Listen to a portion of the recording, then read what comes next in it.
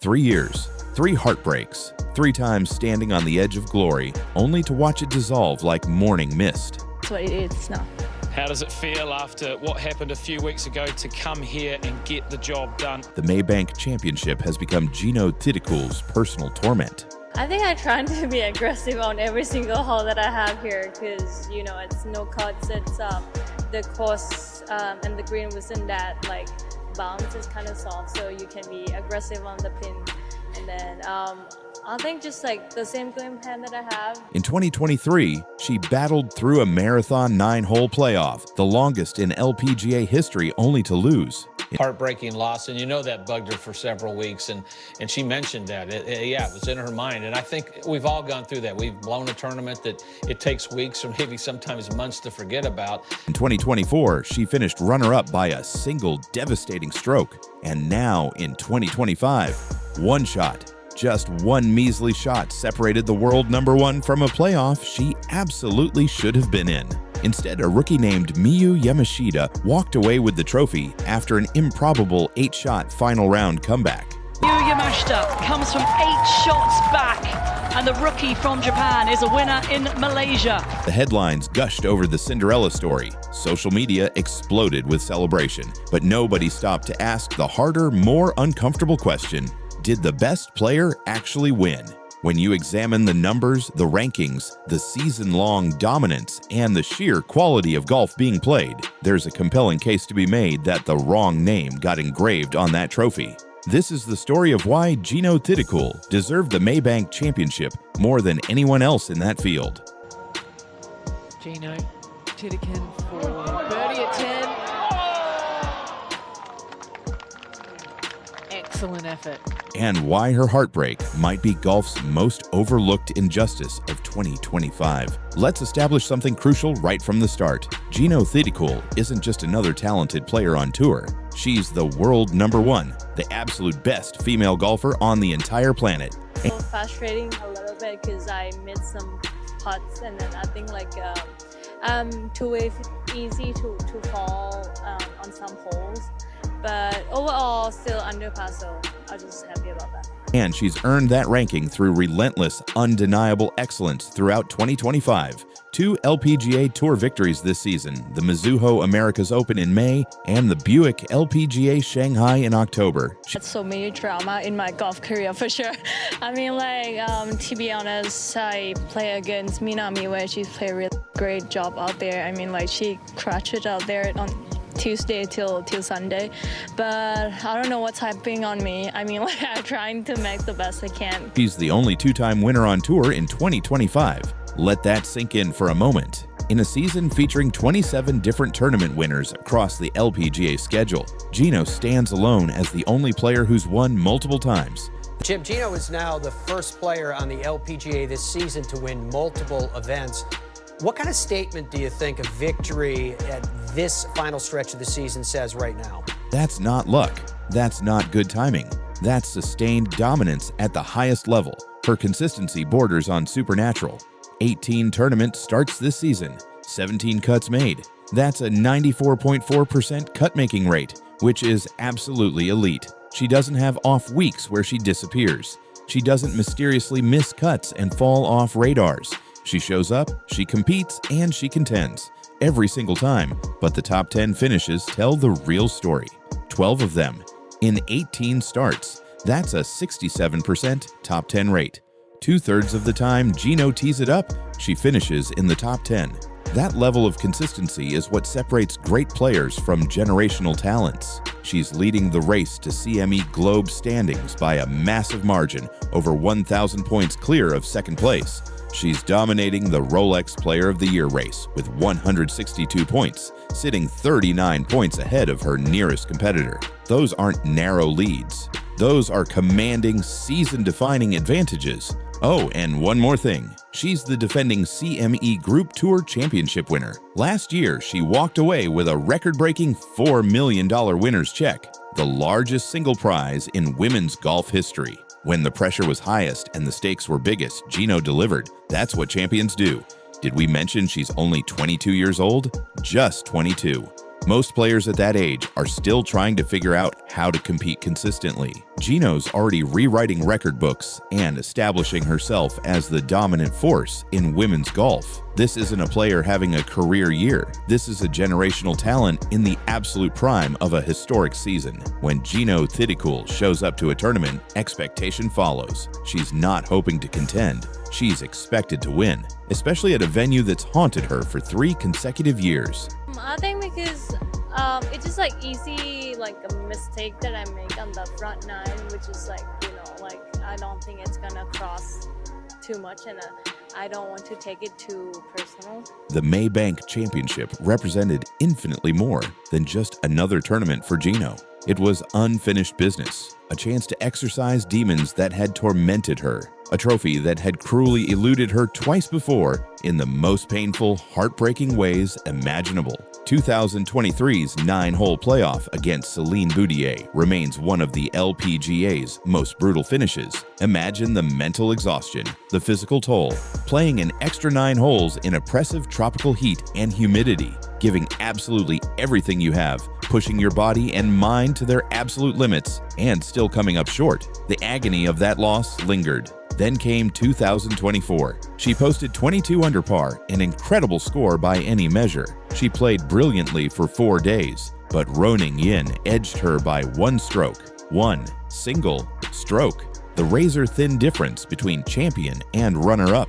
The margin couldn't possibly have been thinner or more painful. When Jinoo Thitikul arrived at Kuala Lumpur Golf and Country Club, confidence oozed from every pore. She knew this course intimately. She'd battled here twice before, came agonizingly close both times, and understood exactly what was required to win. The first 3 rounds went according to plan.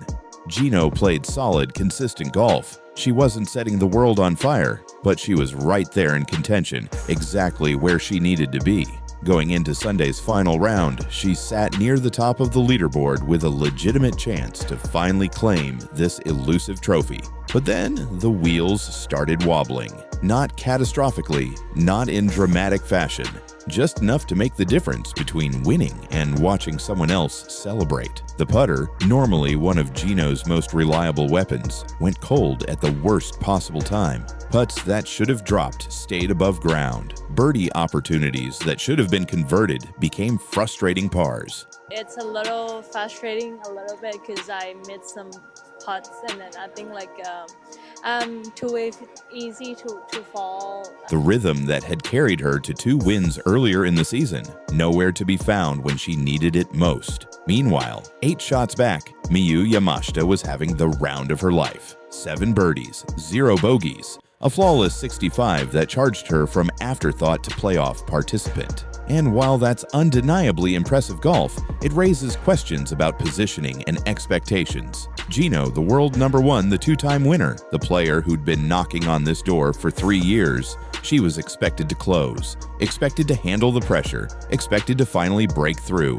Every shot carried the weight of 3 years of heartbreak. Yamashita, she had nothing to lose. 8 shots back means 0 pressure. Nobody expects you to win from that position. You're playing free golf, swinging without consequence, putting without fear of what missing means. It's liberating in a way frontrunners can never experience. When the dust settled Sunday afternoon, Jinoo posted 17 under par, a score that would win most tournaments, a number that reflected quality golf for 4 days. But it left her one shot out of the playoff. She finished tied for 4th, close enough to taste victory but too far away to grab it. The playoff featured Yamashita, Hannah Green, and Hyejin Choi. 3 players battling in sudden death, while Jinoo could only watch from the sidelines, knowing that if literally any one of her missed putts had dropped, she'd be out there competing for the trophy she'd chased for 3 years. The cruelty of golf laid bare. 1 shot. The difference between having a chance and being a spectator. The margin between redemption and another year of what-ifs. And then Yamashita, playing with absolute freedom and nothing to lose, drained a 20-foot birdie putt to win the playoff. The celebration was joyous. The rookie story was compelling. The comeback narrative was perfect for headlines. But somewhere in that clubhouse, Jinoo Thitikul was processing her 3rd consecutive Maybank heartbreak. And this one might have hurt worst of all because she'd been right there. 1 shot away. So close she could feel the trophy in her hands before it vanished again. Here's where we make the argument that might be controversial but deserves to be heard. Based purely on merit, form, and season-long excellence, Jinoo Thitikul deserved to win the Maybank Championship more than anyone else in that field. Let's start with the obvious. She's the world number 1. That ranking isn't given out randomly. It's earned through sustained excellence at the highest level of competition. Yamashita is an incredible talent, no question, but she's world number 6. Excellent, yes, but not number 1. There's a difference. Jinoo entered Maybank as the only 2-time winner on tour in 2025. Yamashita had won once, a major, which is massive, but still just one LPGA victory at that point. When you're talking about who deserves to win based on the body of work, the player with 2 wins and the world number 1 ranking has a stronger case. The consistency argument is overwhelming. Jinoo's 12 top 10 finishes in 18 starts versus Yamashita's 10 top 10s in 20 starts. Jinoo's doing it with higher frequency and better efficiency. She's the steadier, more reliable player, week in and week out. Then there's the Maybank history. This was Jinoo's 3rd consecutive year being in serious contention. She'd proven she could compete on this course, could handle the pressure of being in the mix, could post winning scores. This wasn't her first rodeo here. It was her redemption arc 3 years in the making. Yamashita. This was her first Maybank Championship. First time playing this course competitively. No history, no experience, no battle scars from previous years. Yes, she played brilliantly on Sunday, but should one great round trump 3 years of proving yourself on a specific course? From a pure golf quality standpoint, consider what Jinoo brings. Her ball striking is elite. Her course management is mature beyond her years. Her mental game, despite these Maybank heartbreaks, remains strong enough to keep her at world number 1. She doesn't just have talent, she has the complete game required for sustained excellence. The Player of the Year race tells the story clearly. Jinoo leads by 39 points, a substantial margin. Yamashita, despite her major win and now 2nd LPGA title, is second but significantly behind. The tour's own points system designed to reward consistent excellence says Jinoo has been the better player in 2025. And let's address the elephant in the room, the comeback narrative. Yes, coming from 8 shots back is impressive, historically significant even, but is it more impressive than being at the top of the leaderboard from the start? Is catching lightning in a bottle for 1 round more valuable than sustained excellence over 4 days? Frontrunners don't get the same credit as comeback artists, but they should. Leading from the front requires carrying pressure from the first tee shot of the tournament. Every round, you're the target everyone's chasing. Every mistake gets magnified. There's nowhere to hide, no freedom to play loose because expectations weigh on every shot. Yamashita played amazing golf Sunday, but she played it with 0 expectations, complete freedom, and nothing to lose. Jinoo played under the crushing weight of 3 years of heartbreak, world number 1 expectations, and the pressure of being the favorite. Those are fundamentally different psychological challenges. Here's the uncomfortable question. If you're building a team and need one player to win a tournament, who do you pick? The world number 1 with 2 wins and 12 top 10s, or the rookie with 1 win at that point and solid consistency? Most would pick Jinoo because she's proven she's the best. Golf doesn't always reward the best player. Sometimes it rewards the hottest putter on Sunday. Sometimes it rewards the player who catches fire at exactly the right moment. Sometimes it rewards the comeback artist who goes unconscious for 18 holes, but should have won. And did win are different things. And based on merit, form, ranking, and season-long excellence, Jinoo Thitikul had the stronger case for deserving that Maybank trophy. So here's where we land after examining all the evidence, all the arguments, all the numbers. Did Miyu Yamashita win the 2025 Maybank Championship?